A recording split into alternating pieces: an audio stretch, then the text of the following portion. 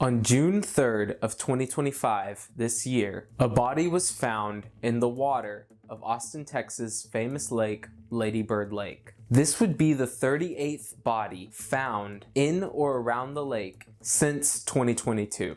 In 3.5 years, 38 different bodies have been found at the lake, averaging just over 11 bodies per year. Despite suspicions from the public, authorities claim that these are merely just unfortunate accidents. This has not stopped locals and people online from speculating, and to some of them, they believe that a serial killer may be stalking the streets of Austin, Texas. This is the mystery of a serial killer who may not exist, also known as the Rainy Street Ripper.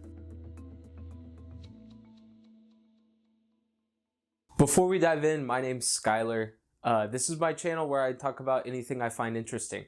If that sounds interesting to you, consider liking, subscribing. It's very appreciated. My goal is 10K subscribers by the end of the year, and I feel like that's pretty possible. If you aren't sure if you want to subscribe, just check out another video.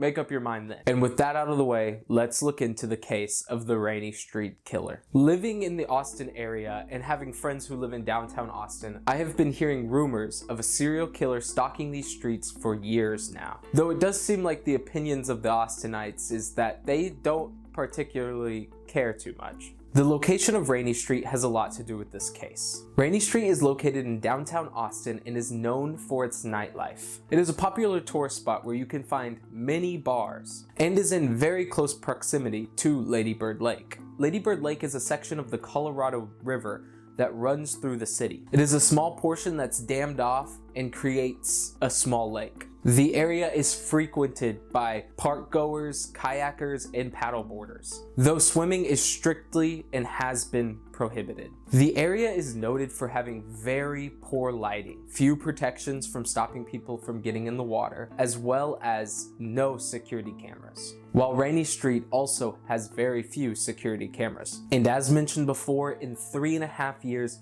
38 bodies, according to some outlets, have been found in or around the lake. Though according to Austin PD themselves, they say the number is only 19 that have been found in the lake. And it has been inflated by deaths that occurred around the lake. Though again, between sources, this number varies. The term Rainy Street Ripper seems to have been coined in 2022 when 6 bodies were found in Lady Bird Lake. And most of these men were last seen or went to Rainy Street at some point the night that they died. The police have gone on record saying that there is no serial killer. They have said that over 50% of these were accidental drownings caused by either drugs or alcohol and proximity to the water, while some of the others have been ruled as self-inflicted or just entirely unknown. And only one of these were reported as a murder. As well as the Austin police have released very little information on nearly all of these people. But as we look into this more, will we find a pattern, or is it just a series of unfortunate accidents? As mentioned previously, the police are very quick to call these accidental drownings without seemingly further investigation. They have said on many occasions that they have no reason to suspect foul play in these cases. There was only one case that was publicly called a homicide, and that was the shooting of Josue Marino, who was mistaken by Joe Gonzalez as someone else. Marino was driving a car when he was shot by Joel Gonzalez, and his car proceeded to crash into the lake. His body was recovered, and Joe Gonzalez was charged for these crimes accordingly. Though the figure gets as high as 38 victims, I'm going to be using the 19 that the APD specifically are on record saying were bodies found in the lake. But throughout this investigation, it will be your job to determine if the APD is a reliable source or not. Because, as I mentioned, what makes these cases so difficult to research is the APD's unwillingness to release any information. Many people have gone on to say that this is very untypical, even for drowning cases. The APD sometimes will not even release the names of the victims, as well as the fact that typically they will only call it an accidental drowning and say that there is no reason to suspect foul play. And that is all the information we'll get, if we get any at all. But this may just be to respect the families of the victims. This has not stopped people online from speculating that this is due to the fact that the police do not want to cause a public panic. Or if they are doing an investigation, they don't want to release any material that they have. But the likely explanation is that the APD really truly does not believe that these involve foul play. They believe that they are just simply accidental drownings. And there are factors as to why they might suspect this. Though I think it goes without saying, nearly all drownings are accidental in nature. An estimated 4,000 people in America per year drown. And that comes to a very sad number of 11 per day. And if I could just take a second, even the best swimmers can drown. Be careful out there, y'all.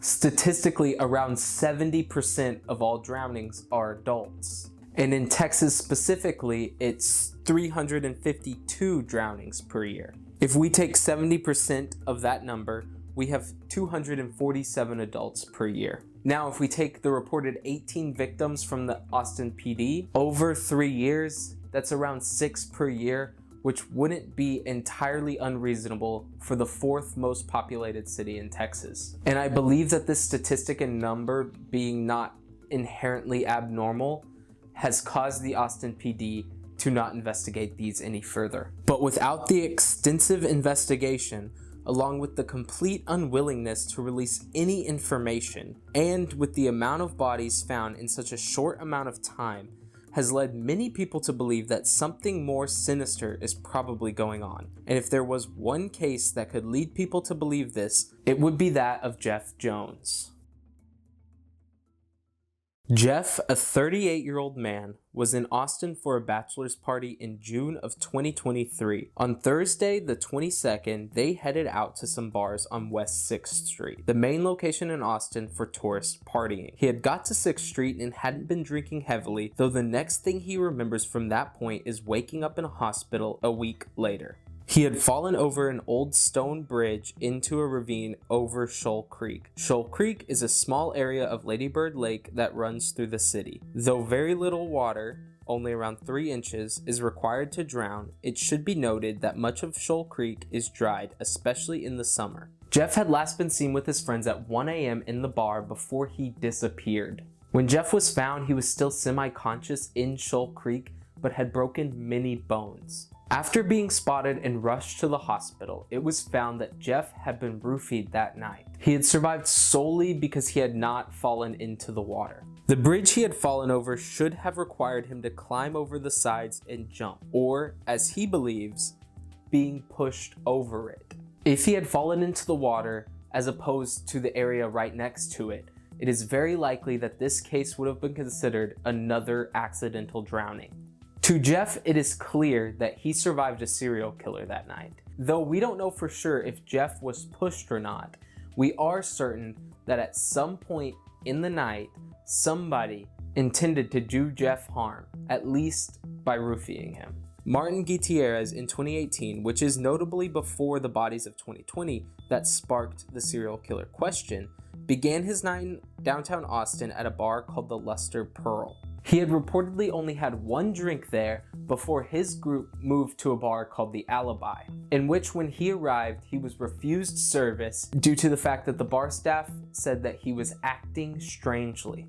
After that, he proceeded to, and quoting here, frolic out of the bar. This behavior was noted by his brother as being very abnormal for Martin. Martin left alone and was supposedly looking for a ride home. He was last seen on Rainey Street before his body was found on November 26th, and the case was ruled an accidental drowning. This is despite the fact that his autopsy says that he experienced blunt force trauma to his head, though the police did rule this as no foul play involved. In this chart, courtesy of the APD, dated from April this year, though it only shows 16 of the reported 19 bodies found in the lake, and far from the number 38 reported by many outlets. In these 16, 9 were reported as accidental drownings. 3 are considered unknown causes for death, 2 were pending, 1 was of natural causes, and 1 was self-inflicted. But unknown causes of death, questionable drownings, a tendency of bargoers to be roofied, has led many people online to formulate theories as to what is really going on here. Former FBI agent Tracy Walder in an interview says, "I think some of these deaths, particularly the ones labeled undetermined, lends itself, to my opinion, to the idea that maybe there is someone out there doing this purposely, and this may be happening in other states as well." She believes that rather than one serial killer, it is likely a group. The theory she is most likely referencing here is that of the smiley face killers. Though I don't have time to get into the entirety of the smiley face killers theory in this video, I can quickly summarize it for you. The smiley face killers are a theorized group of serial killers that target young men in many locations across the US. The bodies are always found in bodies of water, leading to the police to rule these cases as accidental drownings. These are typically accompanied with the graffiti of the smiley face nearby, hence the name. Another theory comes from a Reddit user on r/bartenders, in which the op claims that someone, while he was working on Rainy Street, admitted to him that he was the Rainy Street Ripper and was killing homosexuals and throwing them into the lake. This is by far the most popular theory on the internet, and many people believe that this bartender truly came in contact with the Rainy Street Ripper that night. This is because in the post, the op did not tell them the place that they were, but the people were correctly able to guess that he was talking about Rainy Street. This post has since been deleted with no further action supposedly taken other than reporting it to the manager at the bar. My personal hypothesis is that it is very likely that not all of these are truly accidental drownings. While some of these may actually be unfortunate accidents, and even though homicides in Austin have gone down, adversely, rates of robberies have gone up significantly, leading me to believe that there are people in the bars at Austin that are roofing people with the intent to do them harm, whether that be to rob them or other things, potentially even kill them.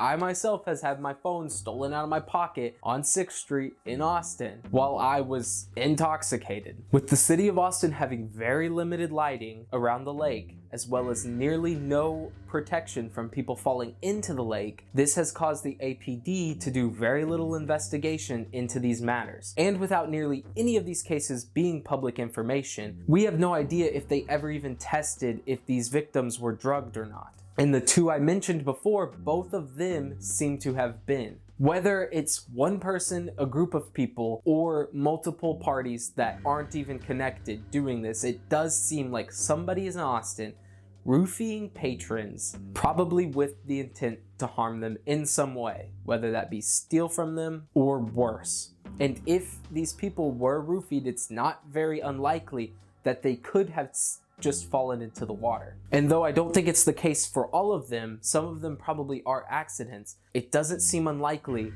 that some of them were victims. But with that being said, thank you for watching. If you enjoyed, like, subscribe, comment, all that YouTube stuff. And as always, stay tuned.